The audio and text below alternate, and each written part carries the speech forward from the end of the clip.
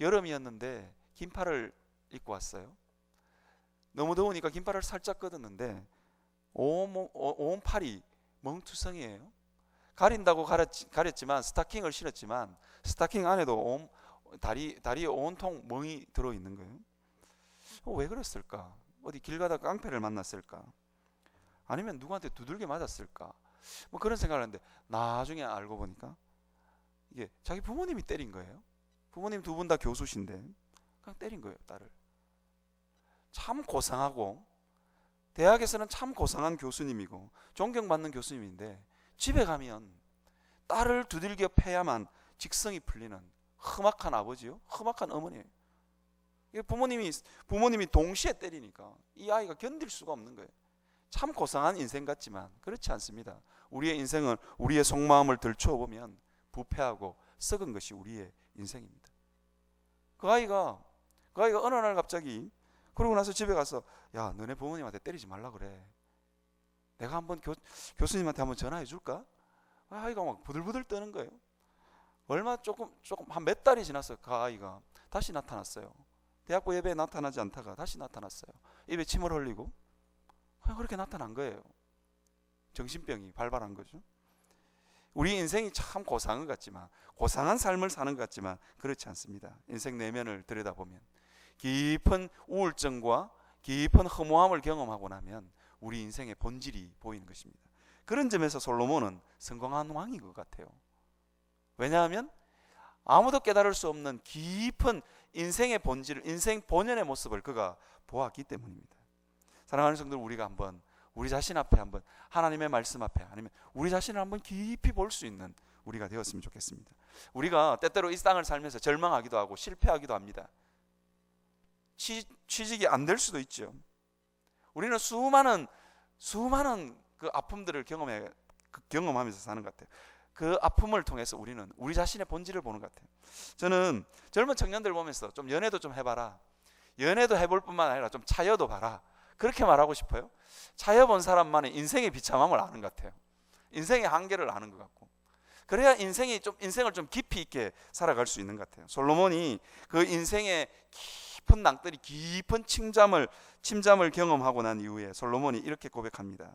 세상의 권세보다 인생을 위로하는 참 위로자가 복되고, 그리고 나서 세상에 혼자 하는 일보다 두 사람이 함께 하는 일이 아름답고, 세상에 웃음보다 마음을 좋게 하는 슬픔이 더 좋다.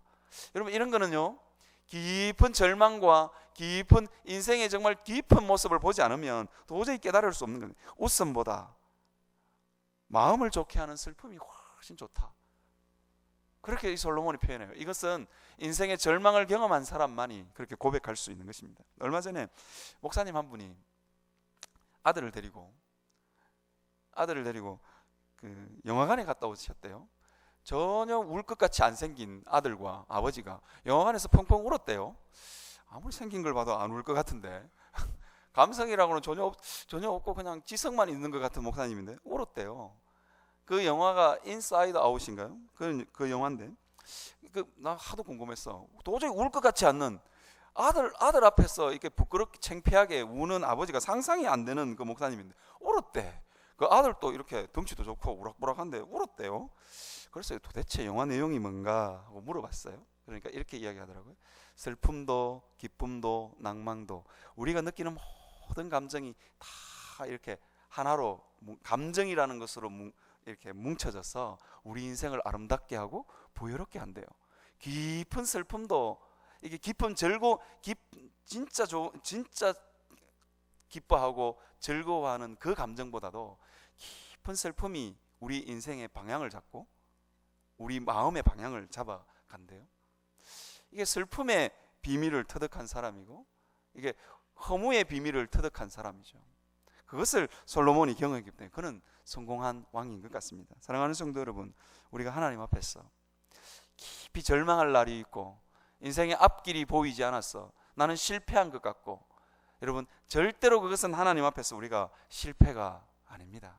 아마 그런 깊은 절망과 깊은 낭망을 통해서 여러분의 인생은 더 아름다워질 것입니다. 어쩌면 솔로몬처럼 다윗의 아들 예루살렘 왕 전도자의 말씀이라. 어쩌면 여러분들은 깊은 그 절망을 통해서 다른 이들을 위로할 수 있을 것 같아요. 슬픔을 모르는 사람, 눈물 젖은 빵을 먹어보지 않은 사람은 절대로 다른 사람을 위로할 수 없습니다. 성공한 이야기보다도 절망하고 슬픔을 경험한 이야기가 더 많은 이들을 울리고 더 많은 이들을 가슴에 하나님의 비전을 심는 것을 저는 보았습니다. 사랑하는 성도 여러분, 우리가 절망한다 할지라도, 절망의 날이 온다 할지라도, 혹 우리의 죄악으로 인해 깊은 절망에 빠진다 할지라도 하나님 앞에서 소망을 품고 나도 언젠가는 솔로몬 왕처럼 전도자의 말씀이라 한마디 할 수 있는 그런 자로 하나님께서 나를 다듬으실 것이다, 그런 확신 가운데 살아갈 수 있는 여러분들이 되시기를 바랍니다. 그래서 로마서는 이렇게 표현하고 있어요. 합력하여 모든 것이 선을 이룬다. 여러분, 하나님 앞에서 그런 믿음을 가지고 살아갈 수 있는 여러분들이 되시기를 바랍니다. 두 번째로 여러분들하고 나누고 싶은 말씀은 헛되고 헛되니 모든 것이 헛되다. 5번이 나옵니다. 정말로 헛된 것 같아요. 여러분, 이게 솔로몬이 헛되다고 고백하는 건 더 깊은 파워가 있는 것 같아요. 왜냐하면 왜 솔로몬이 헛되고 모든 것이 헛되다 그래요? 모든 것을 다 가져본 왕 아니겠어요? 부도 명예도 지혜도 권력도 다 가져본 왕 아니겠어요? 다 가져봤는데 헛되다는 거예요. 여러분, 우리 인생의 본질적인 고백이 헛되고 모든 것이 헛된 게 우리의 본질적인 고백입니다. 왜냐하면 창세기에 보면 창세기 2장 7절에 하나님이 우리를 흙으로 만드셨기 때문이에요. 흙으로 만드셨기 때문에 여러분, 제가 언젠가 그 흙으로 만들었다 할 때 이 흙이라는 히브리어는 아파르라는 히브리어 단어를 썼어요. 아파르. 이게 뭐냐면 먼지, 티끌 뭐 이런 뜻이에요. 그래서 흙에서 나오는 먼지와 티끌을 모아서 우리를 만드신 거예요. 그러니 우리의 모습이 티끌 같은 존재요, 먼지 같은 존재요. 후 불면 그냥 후 날아가는, 세상의 풍파와 바람이 불면 그냥 내 마음 정처 없이 흘러갈 수밖에 없는 연약한 존재라는 거예요. 깨어지기 쉽고 그냥 지나가는 말 한마디에 깊은 상처를 받고 평생을 그냥 가슴앓이 하면서 살아야 되는 존재가 우리입니다. 왜냐하면 우리는 티끌에서부터 만들어졌기 때문입니다. 흙에서 일어나는 티끌, 먼지를 하나님께서 모으셔서 인생들을 만드셨어요. 그래서 연약한 거예요. 그리고는 그 가치 없고 무가치한 인생들에게 하나님께서 생기를 불어넣으셔서 생명을 만드시죠. 이게 생명이라는 이 단어는 레페시하야, 존재할 수 있는 뭐 살아있는 영 이렇게도 볼 수 있지만 존재하는 영 이렇게 됩니다. 하나님이 생기를 후하고 불어넣으셔야만 존재의 이유가 있는 거예요. 여러분, 이 솔로몬은 무엇을 경험했냐면 하나님 앞에서 깊은 죄에 빠지고 우상 숭배에 빠지고 수많은 이방 여인들과 결혼해서 살면서, 그러면서 솔로몬은 깊은 죄를, 하나님을 떠나본 경험을 하는 거예요. 하나님의 영이 떠나니까 존재하는 것 자체가 허무하더라는 거예요. 존재하는 것 자체가 정말 티끌처럼 아무것도 소용이 없더라는 거예요. 이게 참 인생이 힘들고 어려운 일이죠. 그래서 하나님의 영이 떠나면 우리 모두 다가 허무한 존재가 되는 거예요. 허무하고 살아갈 이유가 없고 그렇게 되는 것입니다. 여러분, 동일본 대지진 때 쓰나미가 확 밀려왔잖아요. 저는 뉴스 기사 중에 잊을 수 없는 뉴스를 한번 뉴스가 기억이 나요. 여러분들 기억나시는지 모르겠어요.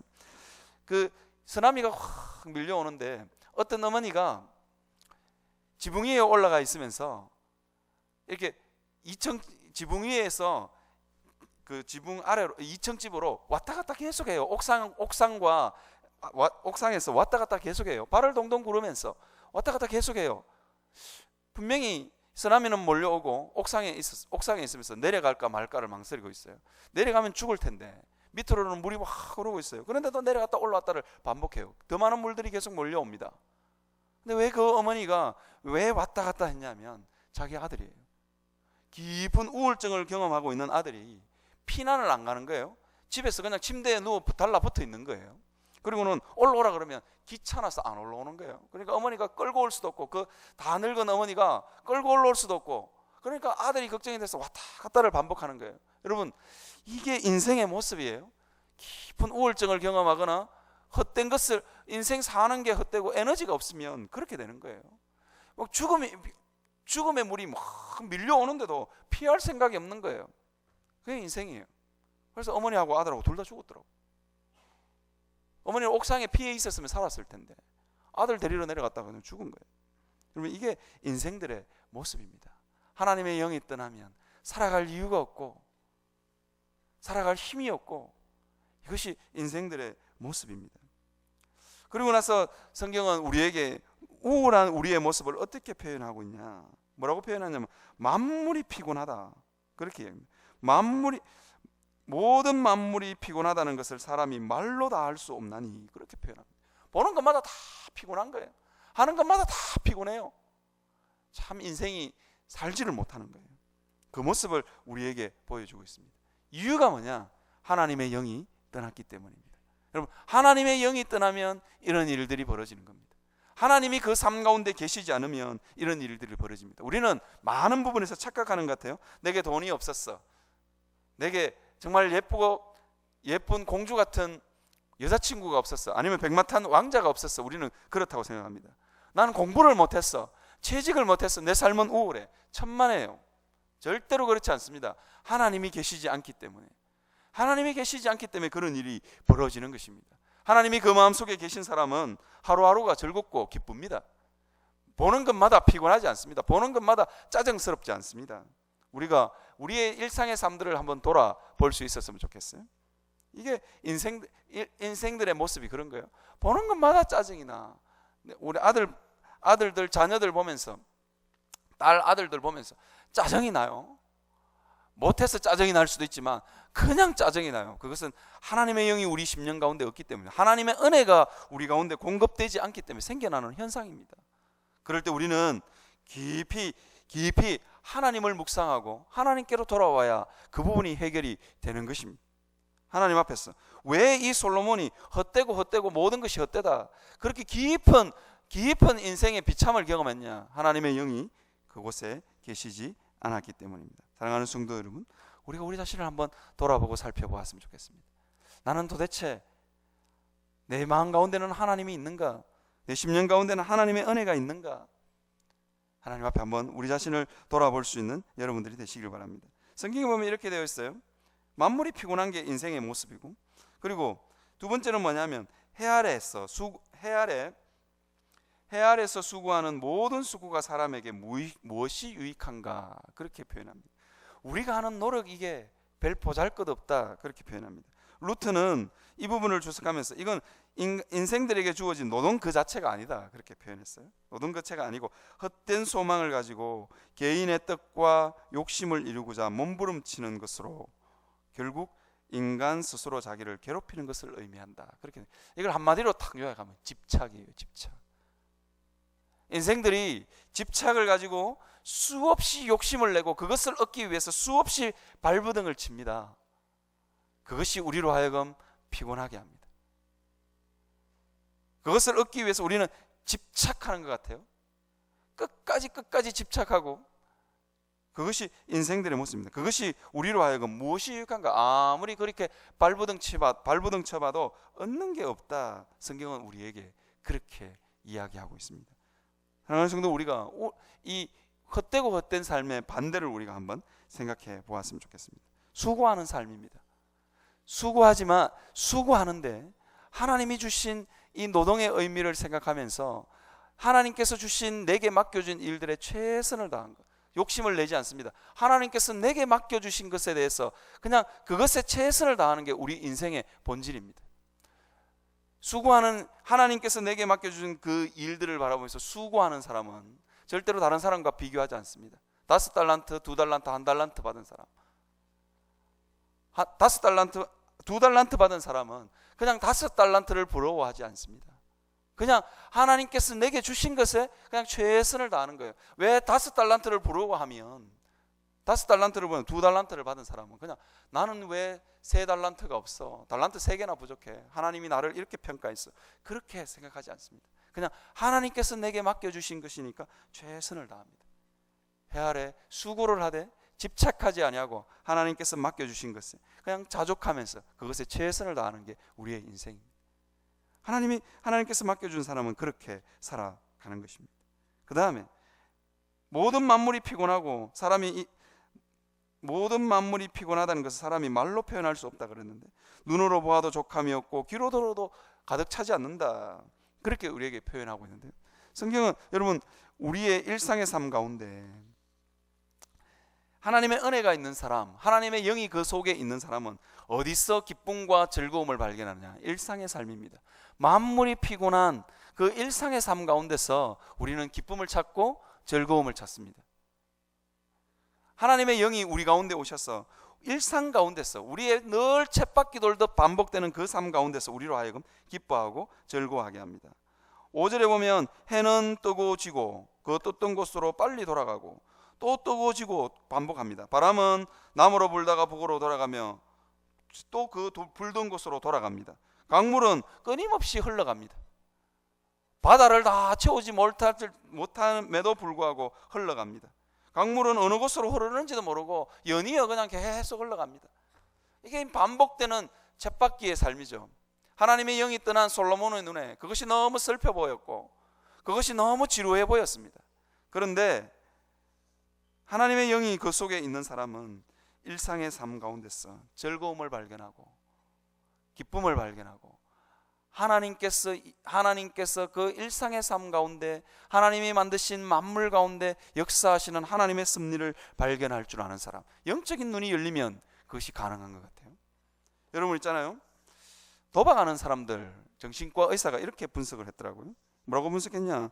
도박하는 사람들은 그냥 더 높은 쾌감, 더 고강도의 쾌감을 느껴야만 이게 강도가 쾌락을 넣는데요. 그러니까 더 많은 돈을 베팅하고 더 많은 돈을 따고 더 많은 돈을 잃고, 그래서 도박 액수가 점점 커집니다. 손가락 발가락 다 잘라도 손 자르면 발가락으로 도박하고, 그것도 안 되면 어쨌든 수단과 방법을 가리지 않고 도박을 하는 이유가 그거라 그래요. 그런데 정신과 의사가 칼럼을 쓰면서 뭐라고 했냐? 평범한 자극에서 기쁨을 얻을 수 있는 사람이 정신적으로 건강한 사람이래요. 평범한 자극에서. 그러니까 우리로 표현하면 예를 들면 이런 거예요. 특별한 음식을 먹어서 막 맛있고 이런 게 아니라 그냥 아무 맛없는 밥을 먹는데 맛없는 밥을 먹는데 그게 맛있어야 되는 거예요. 그게 맛있어야 건강한 사람이에요. 여러분 이게 굉장히 일상적이고 굉장히 다람쥐 돌듯 쳇바퀴 도는 그 삶을 살지만 그 삶 가운데서 하나님의 은혜를 발견할 수 있는 사람. 기도 많이 하시는 어떤 목사님과 산책을 한번 가게 됐어요. 산책을 한번 가게 됐는데 그것도 새벽에.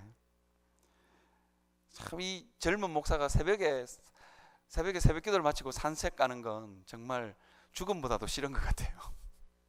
진짜 만물이 피곤한 것 같아요. 만물이.